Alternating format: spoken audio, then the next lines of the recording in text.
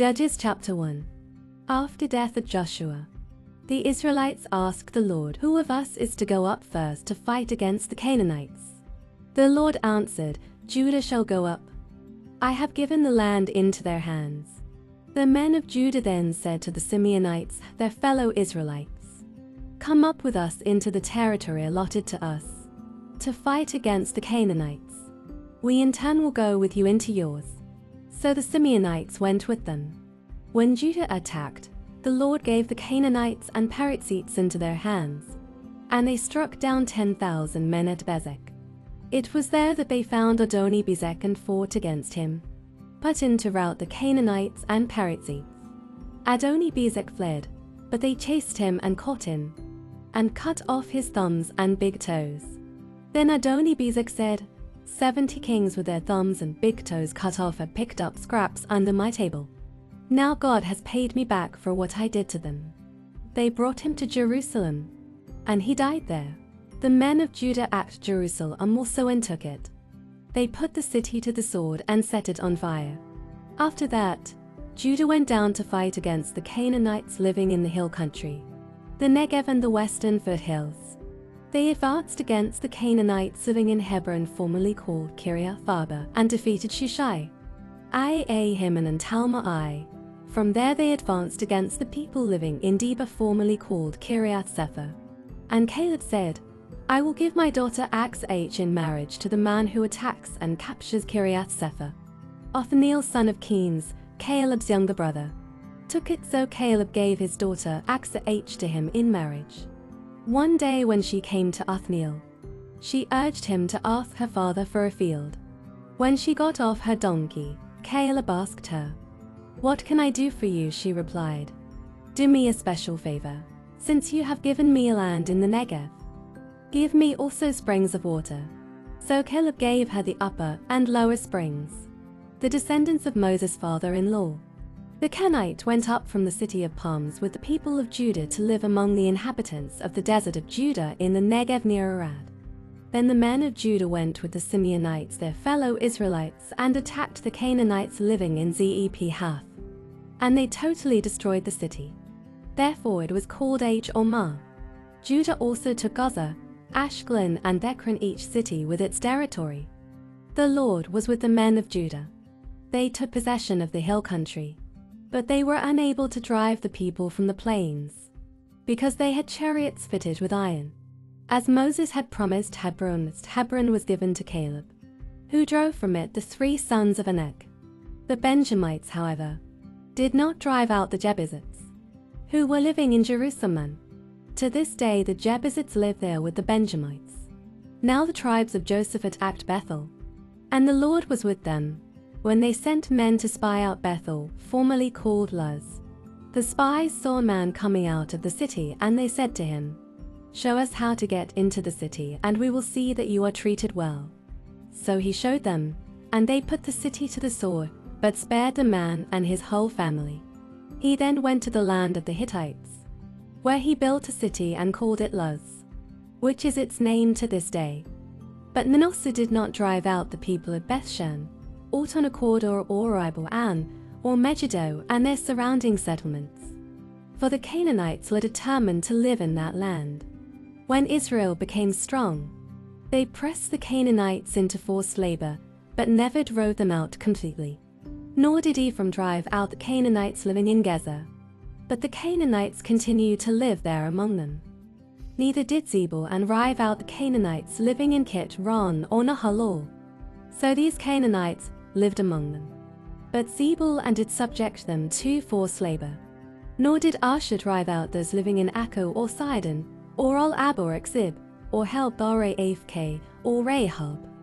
The Azhirites lived among the Canaanite inhabitants of the land, because they did not drive them out. Neither did Naphtali drive out those living in Beth-Shemesh or Beth-Anath. But the Naphtalites lived among the Canaanite inhabitants of the land, and those living in Beth-Shemesh and Beth-Anath became forced laborers for them. The Amorites confined the Danites to the hill country, not allowing them to come down into the plain. And the Amorites were determined also to hold out in Mount Hirs. They are Aijalon and Shaul-Bm, But when the power of the tribes of Joseph increased, they too were pressed into forced labor. The boundary of the Amorites was from Scorpion Pass to Selah and beyond. Judges chapter 2. The angel of the Lord went up from Gilgal to Bochim and said, I brought you up out of Egypt and led you into the land I swore to give to your ancestors. I said, I will never break my covenant with you, and you shall not make a covenant with the people of this land, but you shall break down their altars. Yet you have disobeyed me. Why have you done this? And I have also said, I will not drive them out before you.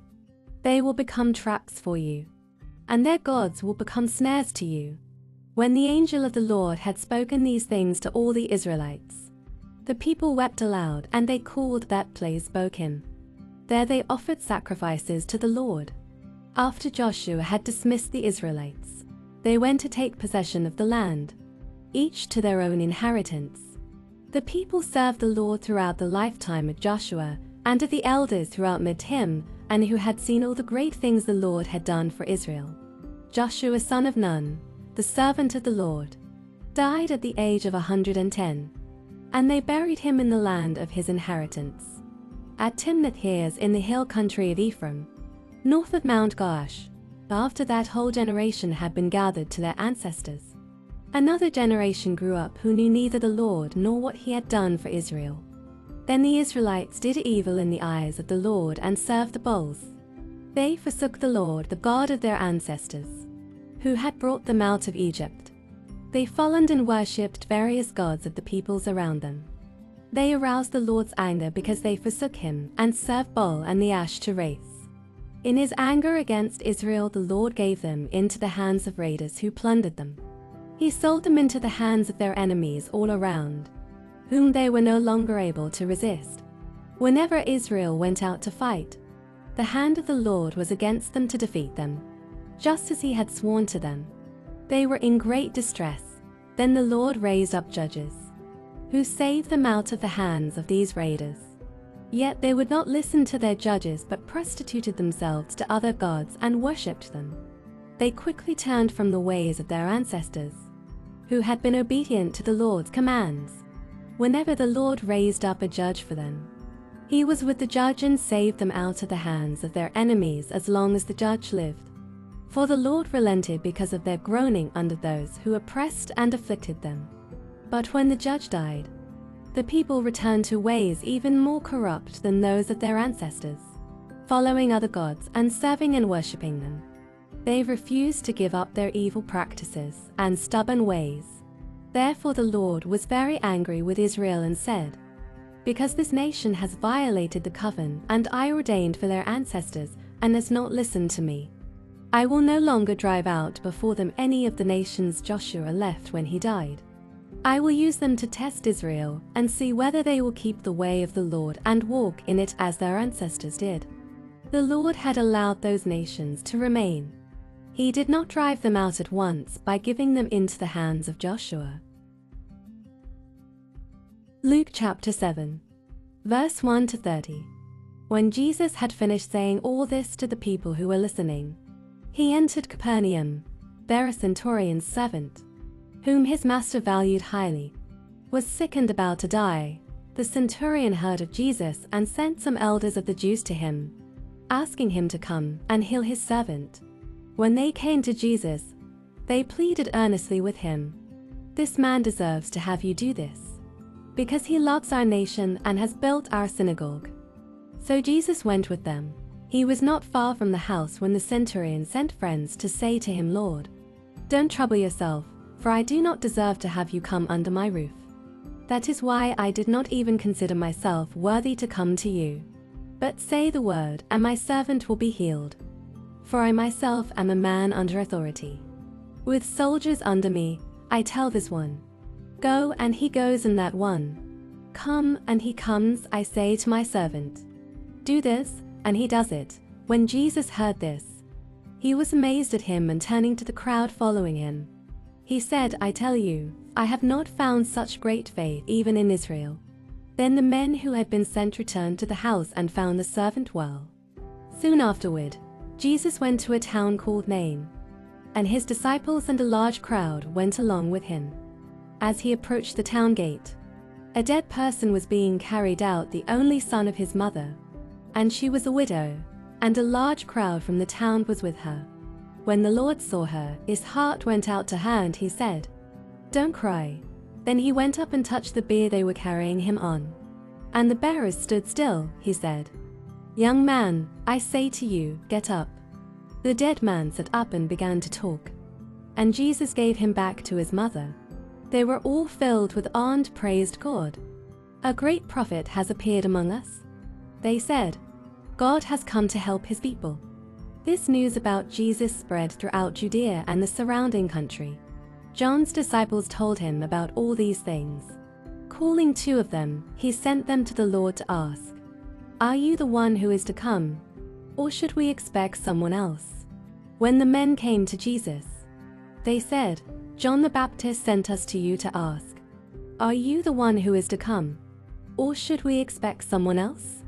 At that very time Jesus cured many who had diseases, sicknesses and evil spirits, and gave sight to many who were blind. So he replied to the messengers, "Go back and report to John what you have seen and heard: the blind receive sight, the lame walk, those who have leprosy are cleansed, the deaf hear, the dead are raised, and the good news is proclaimed to the poor.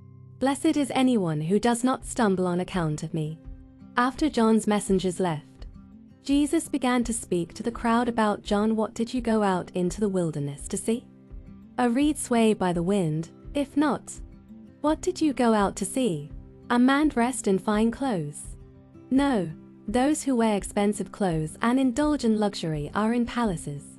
But what did you go out to see? A prophet? Yes, I tell you, and more than a prophet. This is the one about whom it is written, 'I will send my messenger ahead of you, who will prepare your way before you.' I tell you, among those born of women there is no one greater than John.